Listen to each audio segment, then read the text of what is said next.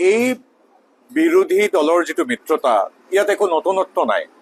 যদি কিবা নতুনত্ব থাকিলেহেঁতেন ৰাজনৈতিক দৃষ্টিকোণৰ পৰা, তেতিয়াহ'লে শাসক দল হিচাপে আমি গণতান্ত্ৰিক প্ৰক্ৰিয়াত বিশ্বাসী দল হিচাপে আমি বিৰোধীয়েও কি কৰিছে তাৰ বিষয়ে হয়তো কিছু পৰ্যবেক্ষণ কৰাৰ অৱকাশ বা থল এটা থাকিলেহেঁতেন।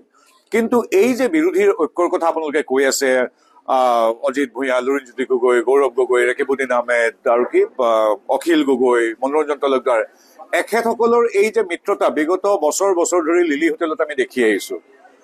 এতিয়া লিলি হোটেলৰ এই কথাখিনিতো নতুন নহয়। এতিয়া হয়তো লিলি হোটেলখন তেওঁলোকে লাজ পায় আজিকালি বহিবলৈ। লিলি হোটেলৰ পৰা হয়তো কোনোবা মিলি হোটেললৈ গৈছে, কিন্তু তেওঁলোকৰ এজেণ্ডা, তেওঁলোকৰ মুখ কেইখন, তেওঁলোকৰ গোটেই এই মিলন, যিটো বহুতে মহামিলন বুলি কৈছে, এই মিলনটো পুৰণা।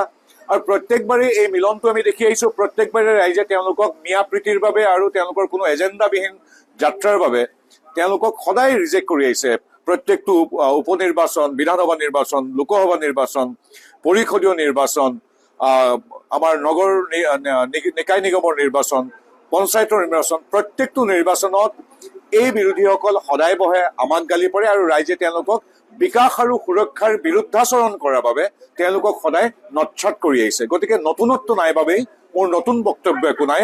মই এইটোৱে আশা কৰিছো আৰু মই দৃঢ় বিশ্বাসী, ৰাইজে তেওঁলোকৰ এই অহৈতুক মিয়াপ্ৰীতি, তেওঁলোকৰ বিকশিত অসম, সুৰক্ষিত অসম গঢ়াত আমি যিদৰে সমৰ্পিতভাৱে ৰাইজৰ আশীৰ্বাদ লাভ কৰি আগুৱাই গৈছো, আমাক বাধা প্ৰদান কৰাৰ বাবে তেওঁলোকৰ যি অপচেষ্টা, তাক পুনৰবাৰ ৰাইজে তেওঁলোকক প্ৰত্যাখ্যান কৰিব বুলি আমি বিশ্বাসী আৰু ৰাইজৰ ওচৰত প্ৰাৰ্থনা জনাইছো। সাধাৰণ কথা।